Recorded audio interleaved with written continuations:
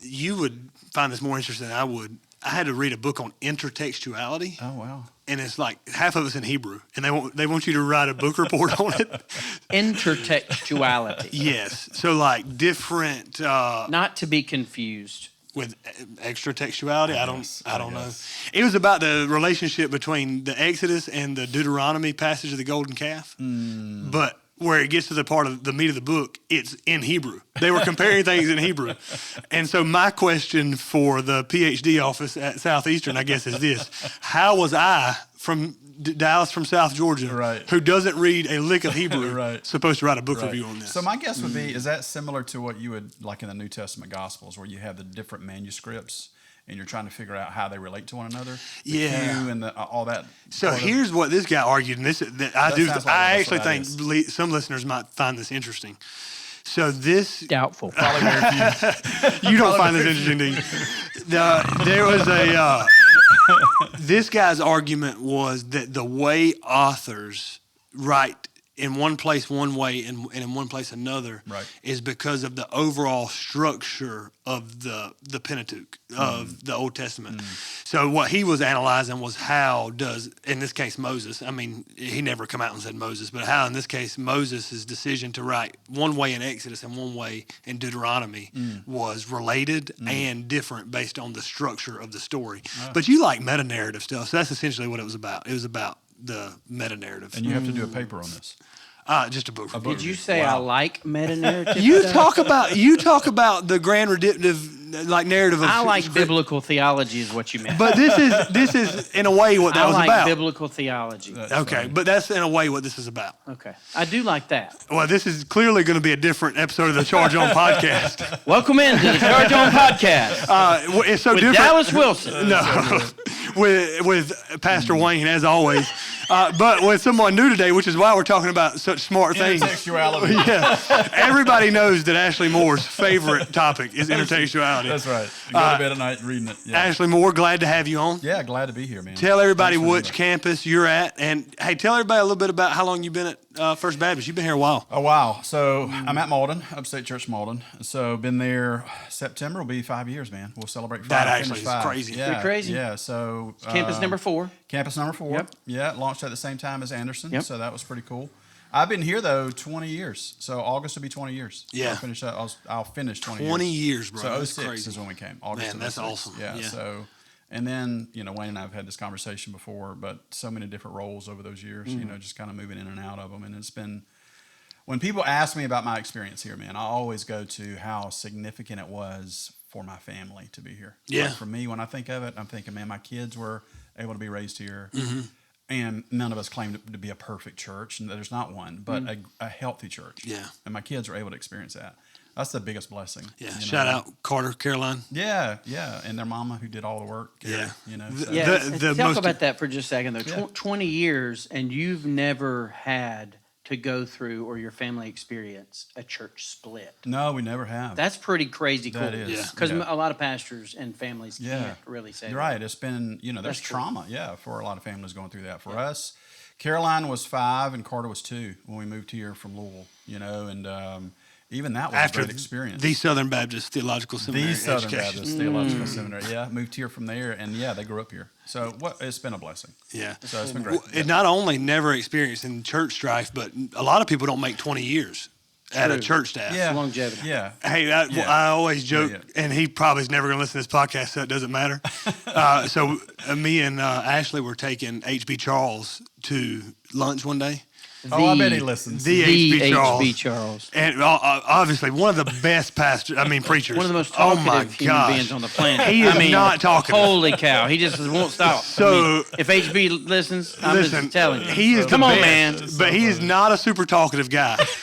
And so I was like, Ashley, come to lunch with us so that we'll have, another mouth, another set of ears. Right. And so I put Ashley and HB in the front car. And at this point, you've been here 17 years. Yeah. And so I'll never forget it. I was like, this was the worst person I could have asked to come to lunch with me and HB. Because Ashley said, HB, how long have you been at your church? And he said, 22 years or something like that. And he said, I've been there a while. And Ashley said, well, I've been here 17. And HB said, really? Yes. And then Ashley said, there's a lot of benefit to being somewhere so long.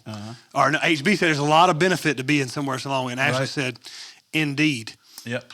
And that was the end of the conversation. That was it. I was like, Great. Ashley, Enough I said. literally brought you here to talk. Enough said. And you ended that conversation with indeed. I'm sure you did not bring me along just for conversation. You're the best You know me well conversationalist I know.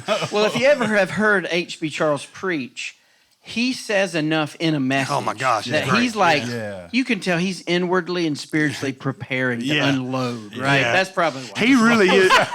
He really is the best, it's more so that I have never shut up for more than 10 seconds in my entire life, and so he probably was exhausted by me by the time he got back. Maybe just during lunch he was just really hungry and it was just eating and That's right, probably what it yeah. was. But Ashley can sit through an entire teaching team meeting, too. He's a thinker. Yes. And so the rest of us say things before we Yeah. think. I process That's right. differently. And You Ashley gotta- I thinks process out before he loud, says. yeah. For sure. Well, I've always said, Ashley, and obviously just honored to have you on. You're one of my favorite people because, and like not in like a bad way. You know, some people are like, "Well, I don't care what people think about me." Yeah.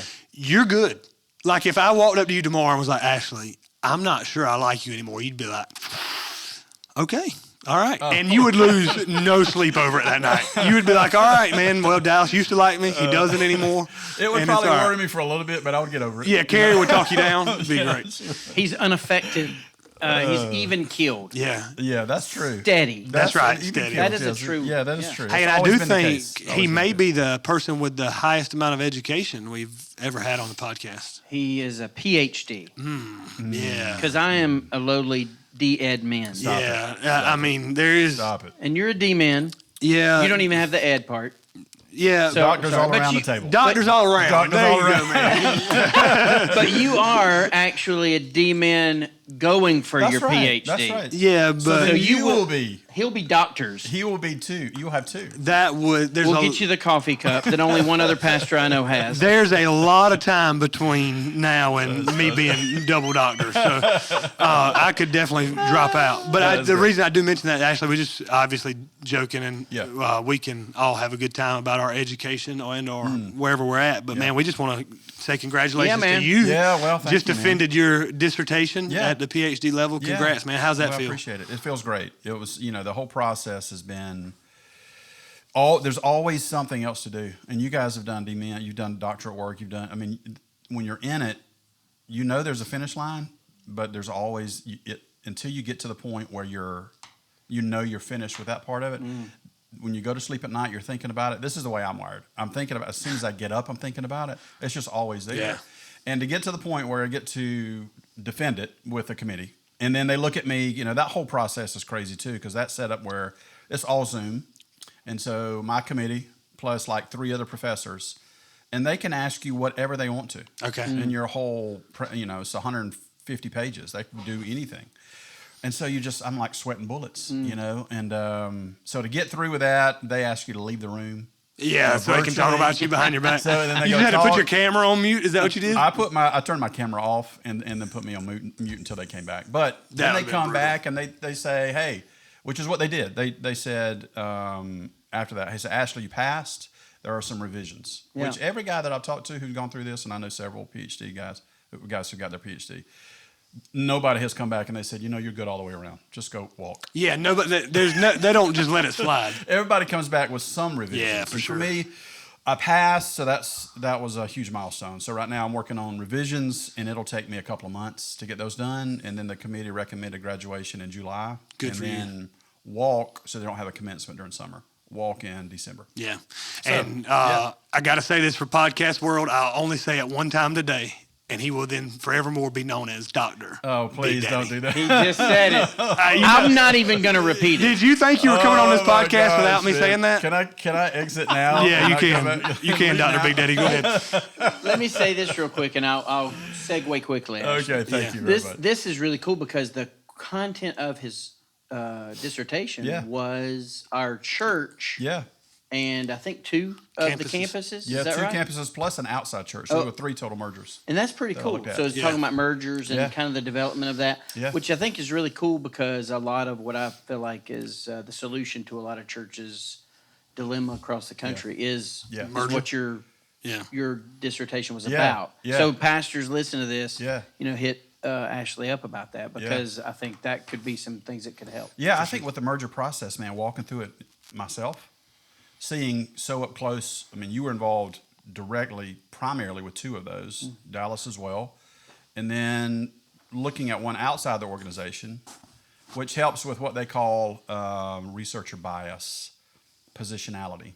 So it's not within the organization, and you don't bring that bias to it. So the three mergers we looked at, though, man, and going through those and seeing, it's really specifically looking at how do those mergers work, and then evaluating how successful they were. Yeah. And then looking specifically at what type of change took place during a merger. And now you're talking organizationally, like transformational kind of change. What does that look like? And then what kind of leadership characteristics came out of that for the guys who led through that primarily? I mean, and I think for me, when I looked at that, it was so helpful to see it not only from my position, to see it from y'all's position, y'all's vantage point, and then to think about what you just said, like pastors or churches considering that. Man, when you go into it, I can at least through this specific area that I'm studying shed some light on what type of change you could expect. If it's the same model, obviously there are different models of how mergers can work, but if it's a similar model, what kind of change could you expect? And then what kind of leadership characteristics help that whole process to be as effective as it can be? Yeah. So, I mean, I think it would be, it's been very helpful for me to see it from that standpoint. That's cool. Yeah. So far in this 11-minute podcast, we've talked about transformational change and intertextuality. That's right. Man, we are on a burner today, guys. Yes. We're very diverse in our subject matter. Yeah. Hey, let's talk about Easter. Yeah. Okay. Easter Sunday 2026. That's what we were just talking. I didn't tell you guys. I was sick. I felt horrible. But Way to go, man, pulling through that. do you know how I got through?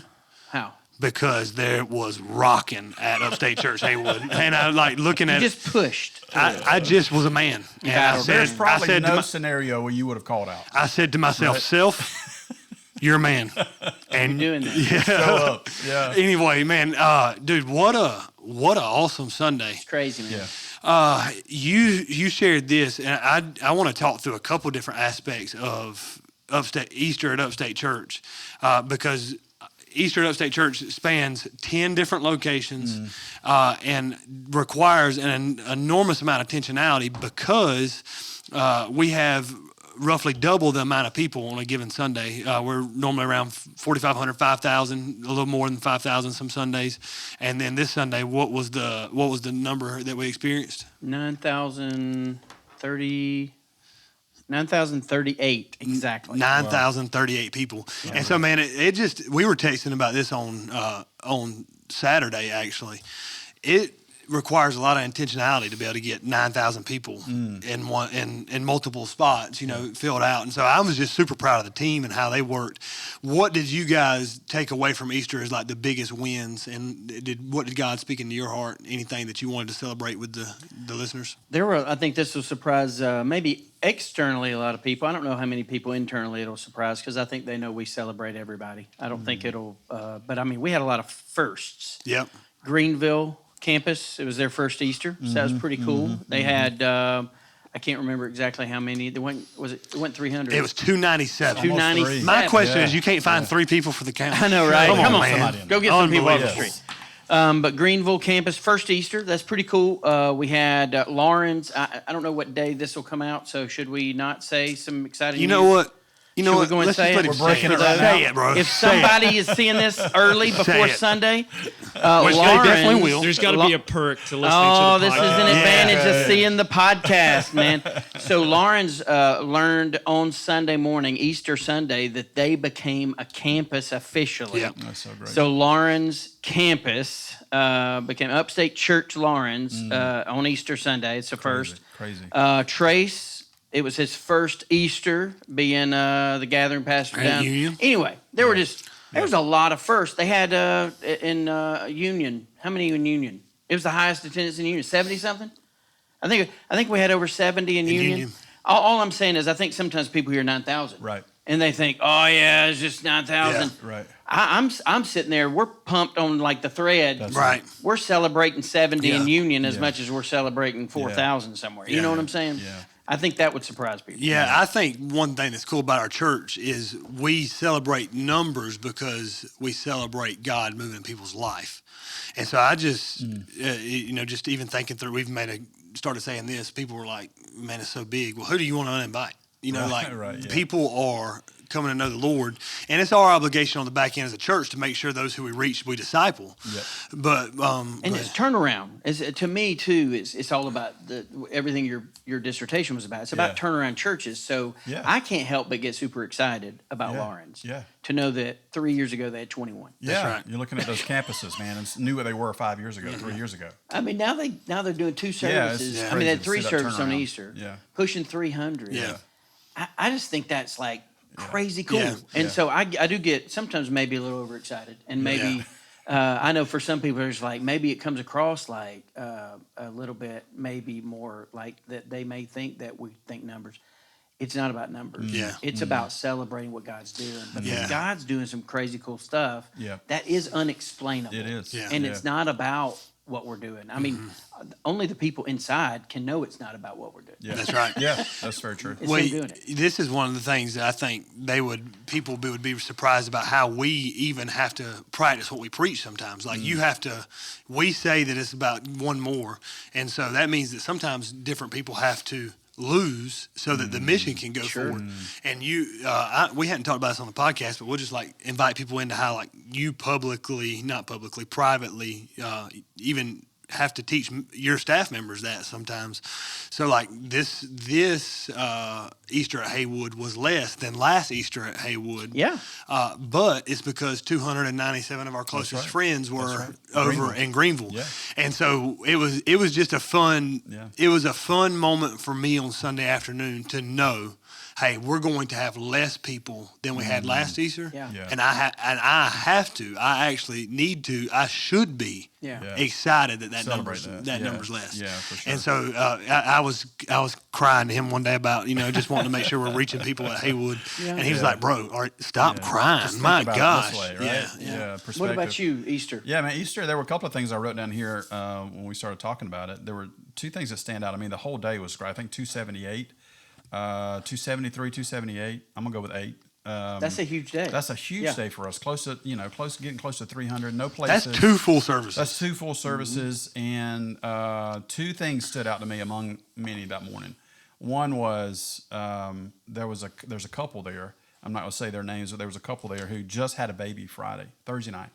And they were at church on Sunday? Showed up Sunday morning. Wow. Holy smokes. 3-day-old baby. Right, and the baby, that's a big boy. It was almost 11 pounds. Well, that's why they could come. The baby needed to get out of the house. That's a grown man. This is their 3rd child, and I actually recognized it in the second service without calling them out. But I'm like, when I went to hug her and them in the lobby, I'm like, man, just greeting them. He said, man, there's no way we were going to miss Easter. Wow. Yeah. Just had a baby on. So let's Thursday just throw night. that out as a rebuke to people. If you're missing church, these people had a baby 3 days ago. And some people's like, it's raining outside. I said, so what's your excuse, right? Yeah, They're exactly. here 3 days later. But you're a better man than I am, because I would have absolutely been like, hey, y'all see that right there? So that was awesome That's to so see cool. that and them to be there. And then the second thing was we've had one of our team members, our band members, has been investing and having gospel conversations with a guy he's met at I think Waffle House.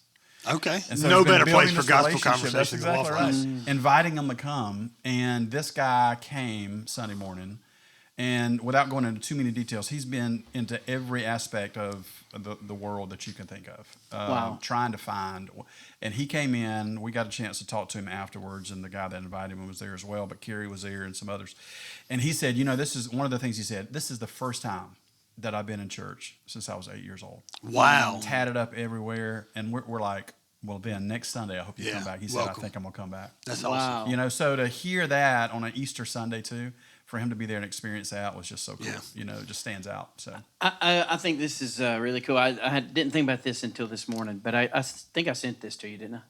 Yeah. This is just a Easter total from 2021 to 2026. oh my actually. goodness. So in 2021, we had 2,724 people on Easter.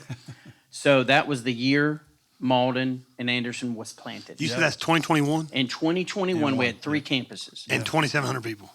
2021, we had Simpsonville, Harrison Bridge, and Five Forks. Yep. and we had 2,724 people. And here's what I want you to think about. I don't remember how many services those 3 campuses had. Let's say 9. Yeah. Just to make it easy. Max capacity, that's what it could have So been. this is what I think is cool, because I want to say something to pastors out there. I preached 3 out of 9 services that year. All right.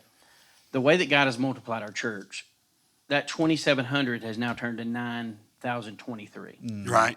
How many but 30 services. This year, I preached to 3 of 30 services. Wow. I didn't preach to more people, Right, I don't right. think. No. Maybe a few more, but I preached to chapel. The chapel had 300, maybe, that first It's service. probably statistically impossible for you to have preached more. I don't know. Based on our venues. I don't know, but all I know is that doesn't matter. Right. And I think that sometimes people would think like, oh, yeah. Right. The cool thing is like that's not the measurement of missional success in our model. And I think that's the beauty, and I think that's why God has really honored what we're doing, is that it's like multiplied. Yeah. And it's not about any one person getting to do anything. It's like it's really just it's the beauty. And here's what's pretty cool. Check this out. Like in 2023. So that was 4 years ago. Our Easter attendance was close to what we are now averaging. Yeah, that's crazy.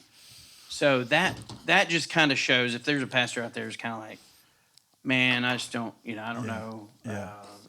I would say whatever you had on Easter, really just start believing God and pushing, reaching people. To be the normal because attendance. in 2 or 3 years, that could be what you're running every Sunday if you really just go at it, reach people. That's true. Yeah, I think there's got to be a belief in a pastor's heart that God wants to do that. Sometimes God doesn't do what he can do because we don't believe God wants to do it, right? It's the Ephesians 3:20 again. God can do abundantly more than all that we think or ask. The problem's not in his resource bank. The problem's in our asking of tapping into it for sure. Right. I don't want to sound at all like some kind of name it, claim it guy, or anything like that, or speaking into existence. But I totally agree. But I was talking to a guy not too long ago, and he was just struggling, man. And I could tell he was super discouraged, and his people didn't believe they could turn around, didn't know if they had a future. And I'm just sitting there saying, hey, man, they're going to believe what you believe. That's right. Yeah. That was my only, I was just trying to say, hey, man, you encourage them.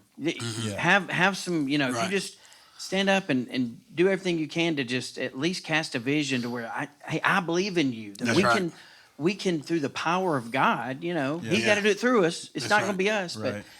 But then literally next breath, he's like, I hear what you're saying. Yeah. I just don't know. know that. So it is one of those things where it's got to be God doing it in our heart. It's got to be a renewal of spirit. Yeah. Well, some of this even goes into what I kind of tapped into this on Sunday, but I think some people can get content for what is and not realize and not be sad that they're missing out on what can be. So I have no idea why my mind went to this place on Sunday, but I kind of had a moment, and I texted you about this the other day, actually. You'll think this is super interesting, Ashley. Do you know how old Lloyd Jones was when he started at Westminster Chapel, idea. senior pastor? He was 44 years old when he was when he became a senior pastor. Encouraging to me and you, brother. That was super right. encouraging Yes, to me exactly. because sometimes it's always like you got to get it now. You got to the front end of our ministry. If That's we take right. that. That's right. So Dallas said we're in our prime. you are in your prime, bro. These are the years, man. I do believe that right. y'all can make hay for sure. Right. But That's the South Georgia. make hay. So here's what I got really convicted of. Probably Saturday night, even into Sunday morning. I'm 32 years old. I'll be preaching, God willing, if He protects me. If nothing crazy happens in my life, if I don't, die of a heart attack preaching one Sunday, I'll probably preach 35 to 36 more Easter Sundays as like a pastor before I retire. Wow. Because, if you go 67, 68, something like that. Right. Unless you're a transitional pastor or something. For sure. And I mean, but 35... Shout out to all the guys who are 80 out there. That's right. You know what I'm saying? I mean, and I hope that I can preach till I'm 88 for sure. But I mean, I got I know what you're 35 saying. years of I don't being see a you pastor. slowing down until Jesus takes you home. Well, here's what I thought about that. Can you imagine just going in a place where you're just good for every Easter just be another family tradition for people?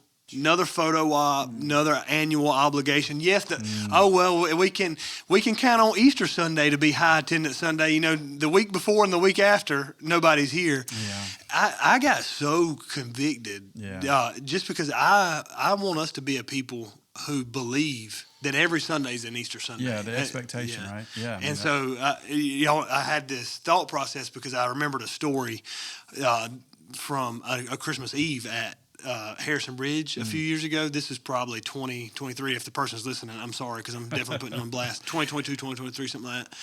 This person showed up late for our Christmas Eve service, and we were at capacity at Christmas Eve.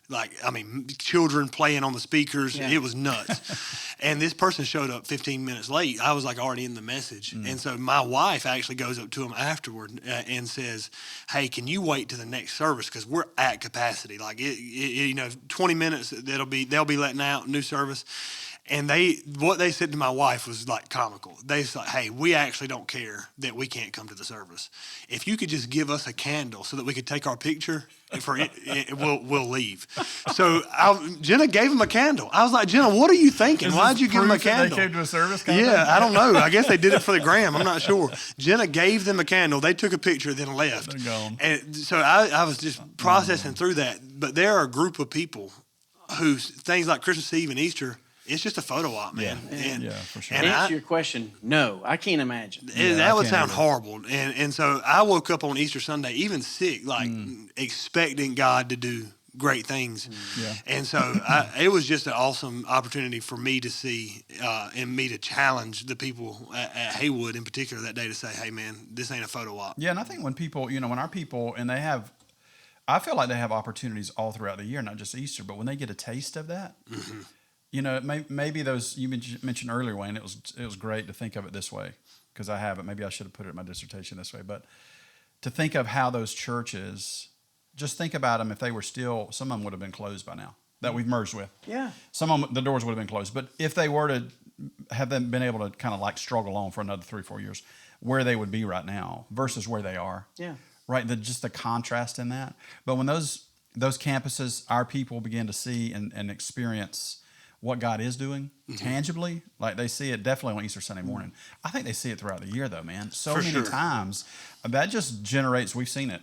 I've seen it at Malden. I know y'all have seen it everywhere. It generates so much more excitement, and I think the other E word would be expectation. Yeah, man, God's doing it, right? We should expect Him to do that. Yeah, right. And I don't think it's at all about church size. No. And I mean, you grew up at Oak Hill. I pastored Oak Hill Baptist Church from 2000 to 2006. And I'm telling you, man, and I don't have any idea even how to interpret this, but we were talking about my tribute the other night because we sang it at the worship service. The worship night sang. But that we used to sing that at Oak Hill, but that the building would hold 200. Yeah. My first church, and when I left, we were running about 200. That 200 to me.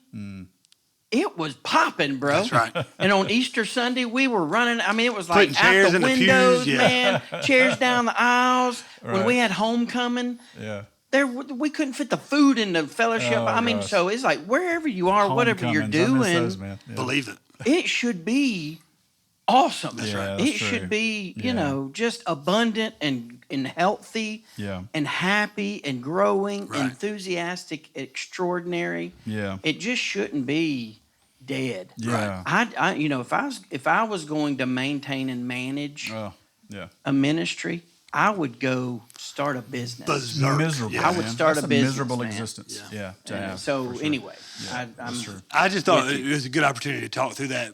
I want people to know as they listen to this podcast what kind of pastors they have, and we're not maintenance pastors. No. Yeah. We're looking every Sunday's Easter Sunday, and every Sunday's a big Sunday, an expected Sunday. I'll be honest, I'm not preaching this Sunday, and I'm expecting God to do big things in my heart as I listen to Brandon's going to be preaching at Haywood. Man, I'm so excited I can't hardly stand myself. I'm going to be there with my pen, and I'm going to expect God to move. And I think this is the heart. Actually, I think it's been the heart of our church for a long time. But would you say, Dallas, it's the heart of our church to really change the church Big C church across the country. Mm. You know, we want to influence the church. We want to help other churches. We want to move the needle. We don't want to just, we're upstate church. We want to definitely impact the upstate. That's our mission field. Yep. But we would love to help other churches see God do there what we've seen God do here. Yeah, I think two things probably define that notion. We want to help other people see what God's do. We want to help other people have what we've experienced here. One of those things that has defined that is we haven't been content to let people settle for less here. Yeah. So it started with the people in our own church, just challenging them to believe. And this has been your leadership, just not letting people settle for less than what God wants to do. And so once we saw that was possible, I would hate to know any pastor would settle for less once they see it's possible. So the second part of that is just helping other churches understand that they can experience what we're experiencing too. Sometimes we don't have all the answers to that. Sometimes we just say, we'll raise the sails and see what happens, you know. For sure. It's obviously completely up to the Lord. That's right. Yeah. But I think you said it earlier. Does the Lord want to see lives changed? Yeah. Yes. Yeah. I do. I think that's for sure. If you pray, God, will you save people? He's longing to say that prayer. Hey, well, this Easter Sunday was different. Maybe the first Easter I've ever not preached from a resurrection account. Have we done? Can you think of any time in the past 8 years that we've not preached from a resurrection account? I can't remember one. I thought there was one, but I can't remember where we would have been. Yeah, this Sunday's completely different. It was not a resurrection account at all. It was Ephesians 2. You know, wasn't it we were preaching through the Old Testament and it was about David? Was it? Yeah, you're right, man. Good for you. That was a good memory. The old man's memory coming back. Look at it. I've never said those words before, but the old man's memory. But yeah, we did preach about David one year, which was odd. Yeah. It was different for sure. But something about the series. It was about the king. Right. Yeah. Basically, this king dies, Jesus never dies. Yeah. But this was I thought this was a cool opportunity in Ephesians 2 because we didn't get a chance just to tell the story, but we got a chance to tell why the story mattered for you personally. And so I saw this as an opportunity to connect what happened 2,000 years ago at the empty tomb to their personal salvation. I do think cultural Christianity makes it where people can be very familiar with the account of the resurrection and not know why the resurrection is important for them in particular. Right. And so this was an important Sunday.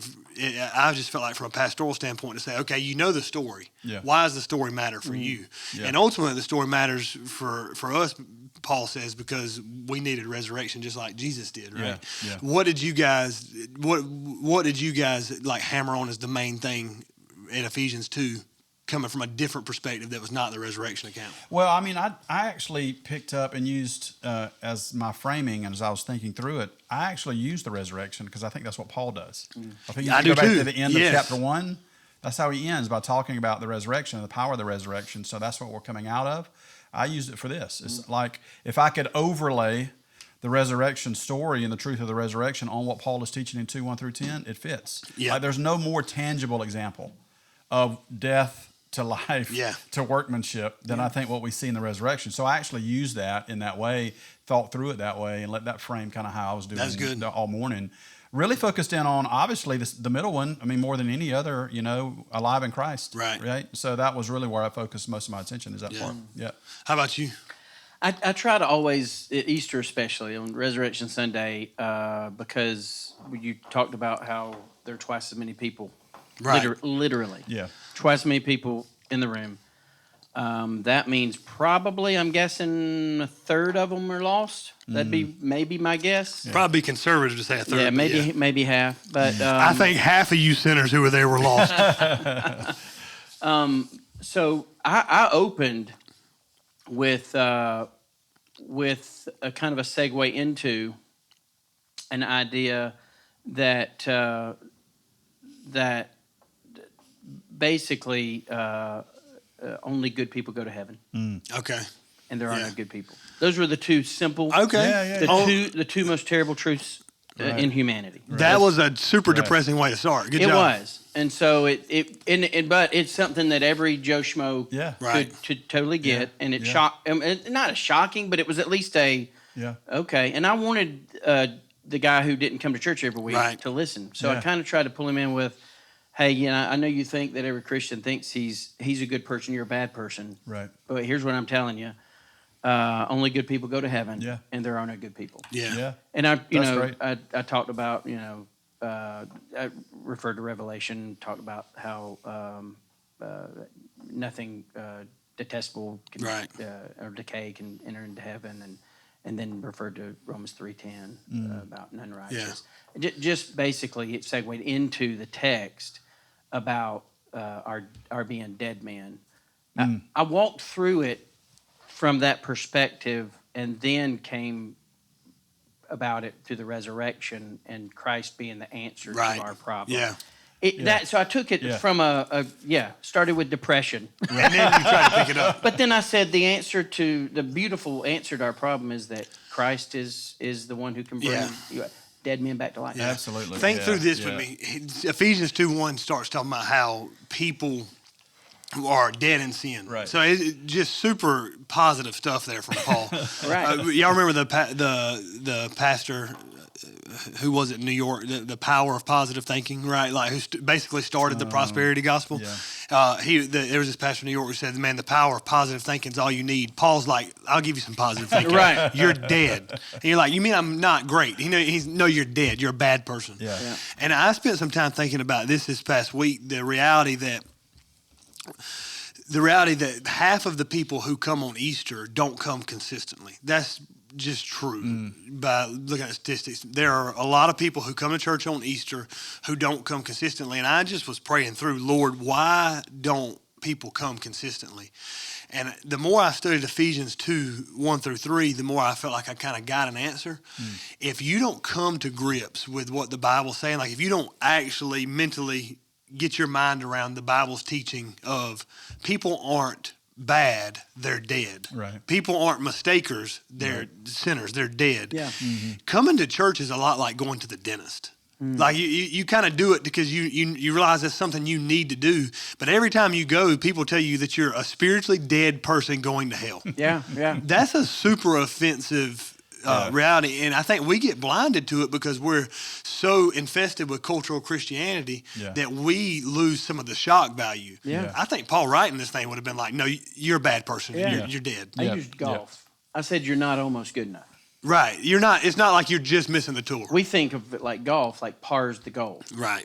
Par's four. If par four, that's four less than a hole in one. That's right. Hole in one's perfect. That's right. God wants a hole in one. That's a super good illustration. That's right. Yeah, we're going for par. Yeah. And par stinks. Right. Yeah. I started out mine with more of an approach of Christ being, I think I used the word difference maker. And I used an illustration of how, game changer, difference maker, we use that term a lot. That's good. And so what I did is a transition by saying there was a condition that we have where there was only one person in the history of the world that could have made that difference. And it's Christ. And he did make the difference. Right. And so connecting it to the resurrection and good. even the cross and what he did and accomplished for us. So I came into it from that way, still giving them, obviously, point one, you're dead in sin. But I approached it that way and coming in from Christ was the only one who could do this. Yeah. He was the only one who was going to be able to. And the hope is, the great news is, he did, right? And here's how that's going to work itself out. So yeah. Man, I just think I would have stopped after verse 1. He says, and you were dead in your trespasses and sins. That's pretty clear. You know what I mean? You don't have to add to that. Yeah. Instead of stopping there, though, he extrapolates the point. Here's how you were and dead. you were following the world. That's right. And you were following Satan. Just in case you don't know what I mean when I say that, right? Put yourself in the seat of a lost person who has no church context. So take yourself out of the cultural Christianity bubble. You're a person who doesn't have a lot of experience with church, and the preacher on Sunday says, hey, you followed Satan. You follow Satan. That's increasingly offensive. So you said that Sunday, right? I did, actually. So should we say that? Are you saying like that may not have been the best approach to start out that way with people? If I was inventing a world religion, I wouldn't start with that. Absolutely. Hey, you know what your problem is? You follow Satan, That's right. the father of lies. Your father is the devil. But if somebody, how would you explain that to somebody who doesn't have context? Somebody who says, well, man, par 4, the goal was par, and I made par. Yeah. You know, it's not a hole in one, but I still made par. How would you explain what Paul's saying is like, no, you're not just not perfect. Like you're following Satan. Right. You know? Right. Well, That's the whole point is he doesn't end there. It gets Right. to grace. You're right. Because without grace, we're all going to hell. Right. Yeah.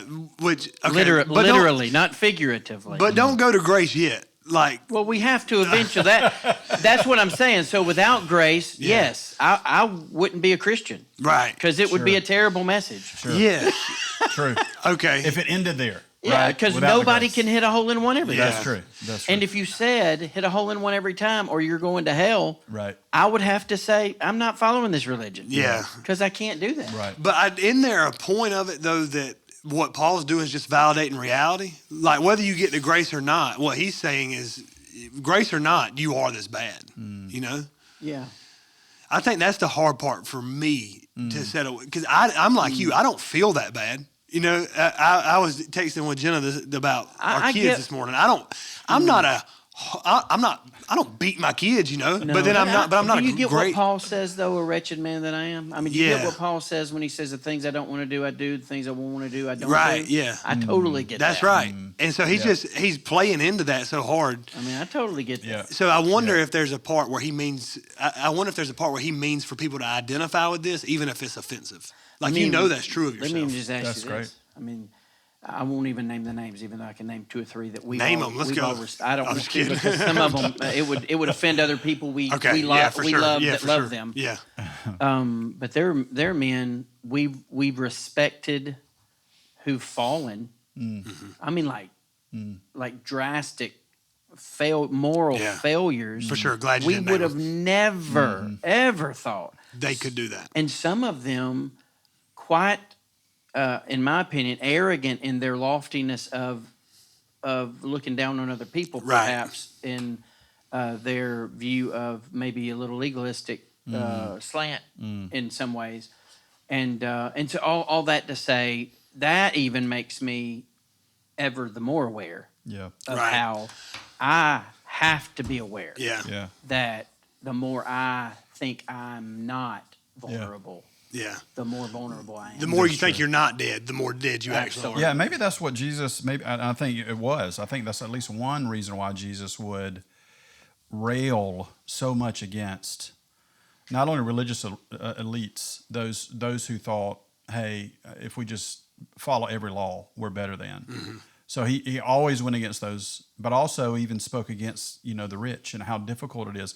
And the reason I say that is because those who think they are better than everyone else because they're following all the laws or they have the money or the resources, not just money, to be able to make life comfortable. Yeah. Like those are the ones Jesus says, hey, beware. That's the dangerous place that you're in. Well, resurrection's not beneficial to you unless you realize you're dead. That's right. And so the realization of being dead is harder for those. You have to start with the realization you're dead for resurrection to be beneficial. So part of what Paul's doing is beating it in so fierce that you don't think, well, if I could just get a little medicine, I'll be okay. Yeah, you're not just you don't. sick, If somebody can just help me in where I'm weak and wounded, I'll be okay. Right. You're bad off, and so he's leveling the feet. Yeah. The playing field at the foot of the cross, because you can't look up to the cross and look down at other people. Yeah. That doesn't work. I said there was 2 misunderstandings. I'm almost good enough, and I just need to try a little harder. Yes. Very good. So Sunday, that's the 2 misunderstandings. So very practical. Right. I was overly practical for Joe Schmo,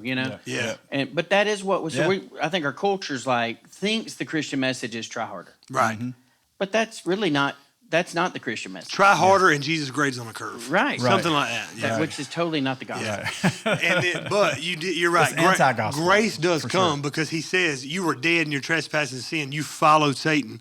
Man, those are tough words. They are. Followed up by the 2 most beautiful words in all of Scripture. But God. I heard what you said. Should I tell him? Should I tell the podcast? It sounded like it was a little bit of a flashback to Sir Mix-a-Lot in my high school. Oh my days. gosh, you didn't. He Did you? did do it. Oh, it wasn't very original. I have heard shock jock preachers say it before. My gosh! I just said Paul. Probably Mark Sir Driscoll. Mix-a-Lot. Were you on I'm sure medication? Driscoll did You it were not on back in the medication, day. were you? I I'm was sure on it was- some. It was I some on Driscoll steak quote or something.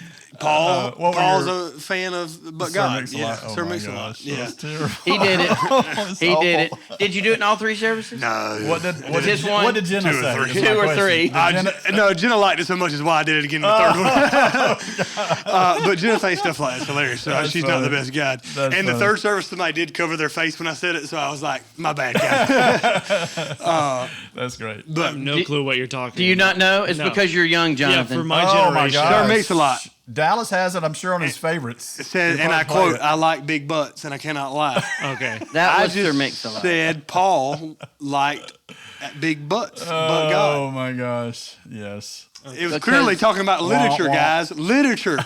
But the pastoral one said the two most significant words in the text this morning Yeah. are "but God." Well, I said that too. I made the Sir Mix-a-Lot joke. So Oh, that's so funny. I read one person said this is the beginning of the Christian's biography, but God. And then he talks about how, Jesus, God made us alive. I wonder how that would have gone over in the chapel. Yeah, I would not have said it in the chapel. If you're a chapel attendee from this They past may have done Sunday, what Jonathan did. Like, I have no idea what you're talking about. Probably. but anyway, he actually is framing this whole thing in resurrection, dead. Yeah, for sure. But God does for us what he did for Jesus. Made us Yeah. alive, raised us doubt. up with him, seated us with him. doubt.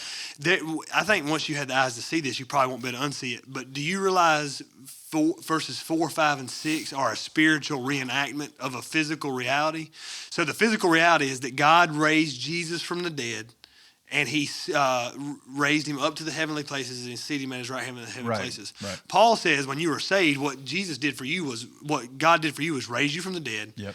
raised you to heaven, and Right. seated you with God. Right. It's a spiritual reenactment of a physical reality. Yep. And the best way I can think about this is, you ever seen a Civil War reenactment?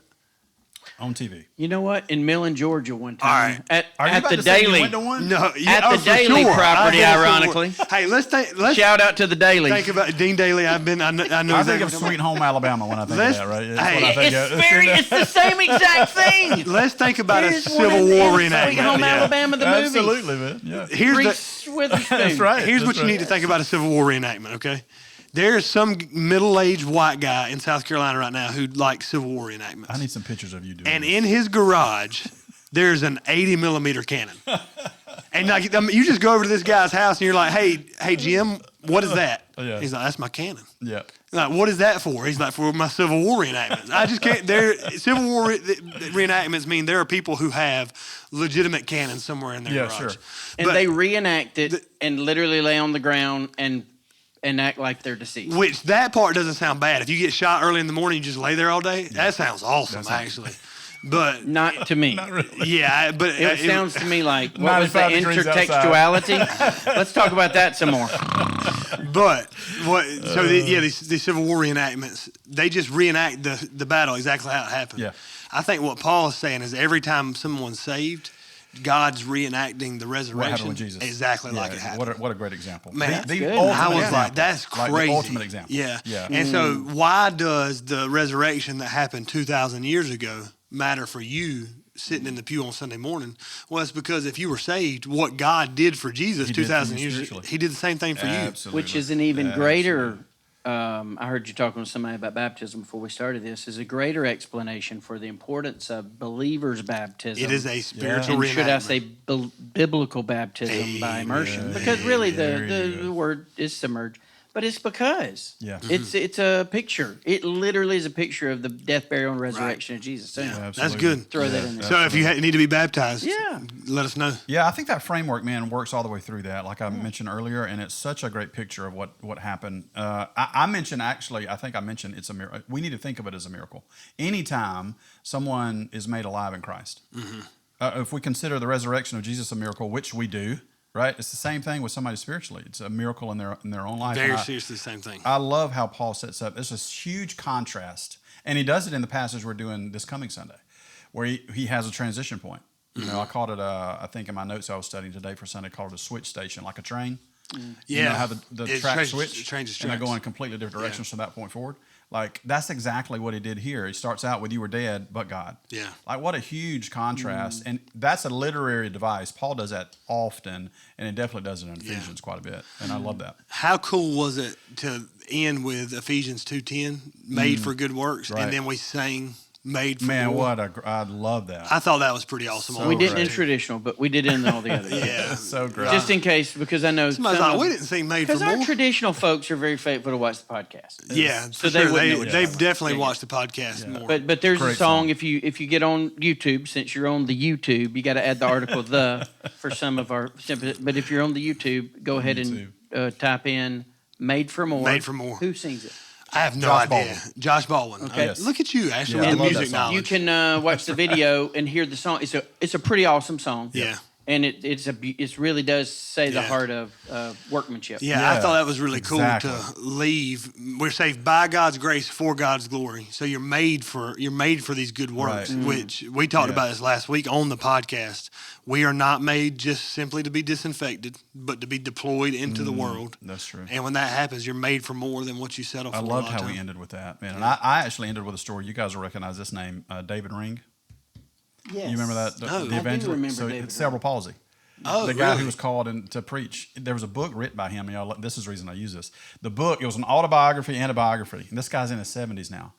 But the autobiography, the book is called The Boy Born Dead. That's the name of the book. Because literally when he was born dead. Wow. The doctor laid him on a table in the room for 18 minutes. He was there dead while Wow. he tended to his mom. And then he came back to life. And he came alive. And he came alive. And what happened is that why he was obviously his brain didn't have the oxygen, so cerebral got palsy, cerebral palsy. his whole life. But then God calls him as a teenager to be a preacher. You know, it's, the way he does things, he's got this interesting humor that he uses with his when he's preaching. That I kind of played into. One of the things he always would say to his crowds, and the only reason I know this is because I went back and watched some of his old videos when I saw the name of this book. He said, I have cerebral palsy, what's your excuse?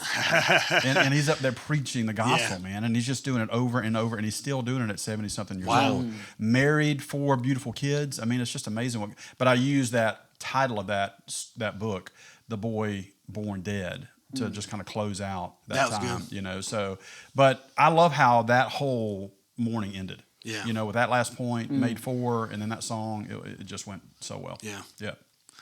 Well, man, it's been a fun trudge through Ephesians. Do you realize we've been there 4 weeks now, and we've got like 13 more? Yeah, the armor of God is going to be quite lengthy. Yeah. Yeah. Yeah. gonna be I've fun. never gone 1 week per part of the armor. It's gonna be fun. Yeah. I'm excited about it. Yeah. I think the way that was laid out, and I think you guys, I think Hayden did a lot of this, is that it's focused less on the actual piece of equipment, like the helmet, and focused more on salvation. Because I think that's what Paul's emphasis was, like on actual theological or doctrine that he was referring to. So I think that'll play well. cool. Yeah. Well, the best thing about Easter now being past is that it gave way to the best week of the year. You know what I'm talking about?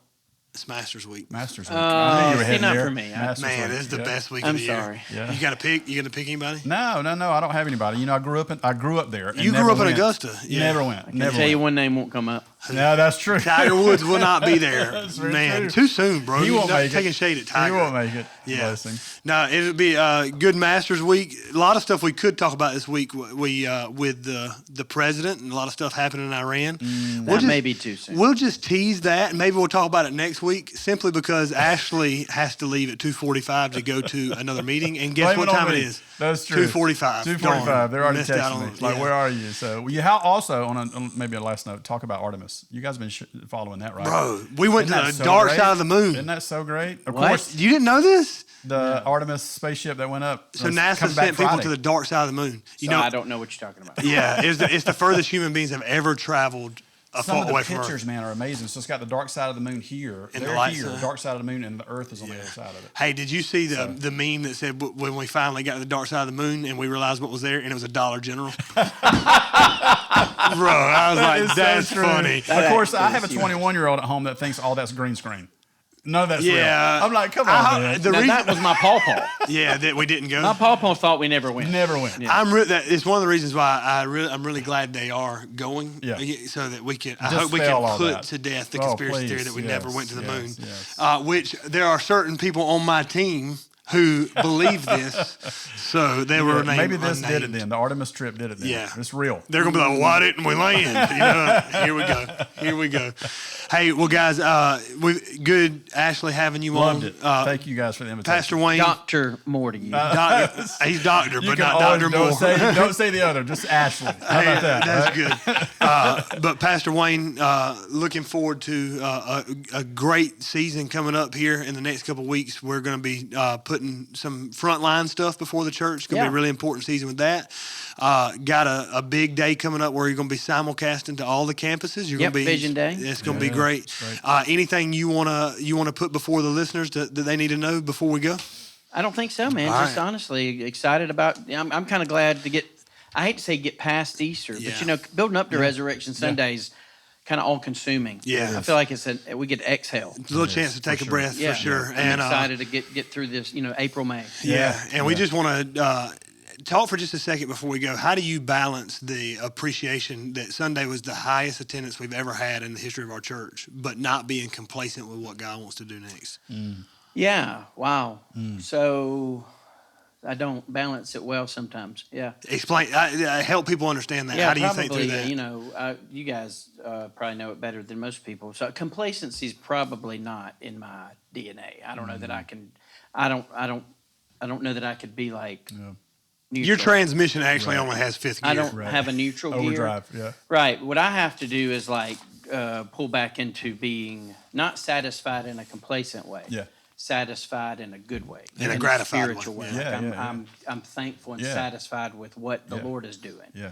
Because that's a good place to be. Yeah. And I think what is really challenging sometimes is when things are just going so crazy good. Yeah.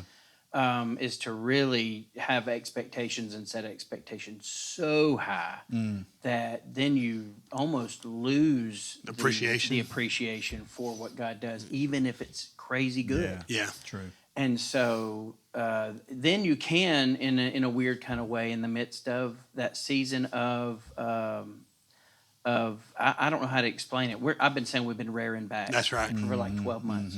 And it's probably going to turn into maybe 18 months to 2 years. Because I feel like we're in a transitional, planting a church, a lot of things shifting, structural stuff, all of that. In a lot of kind of ways, that can feel not complacent, but it can feel like we're sitting still. Right. Even though we're still growing like crazy. We grew by 12% last year. All of that to say, the challenge for me is not to be less than satisfied In what God's doing in now. what God's doing right now. Yeah. So Yeah. I don't know if that makes sense. Yeah. But I would say, just finding joy in the journey Yeah. and remembering who's in charge of the journey. Yeah. That's great. God's in charge of it, man. And all we got to be is faithful. Yeah, and that's we're being obedient. We're doing everything God's calling us to do. And He's the one who, what does Paul say? Paul Planting, plants, Apollos waters. Yeah. He brings the Yeah. increase. That's Yeah. what Absolutely. we got to remember. Yeah. Well, we appreciate you modeling that, and we're going to look forward to Easter 2027 Wow. and see what God does there. 2027. It's going to be crazy. Yeah. Until next time, you guys charge on.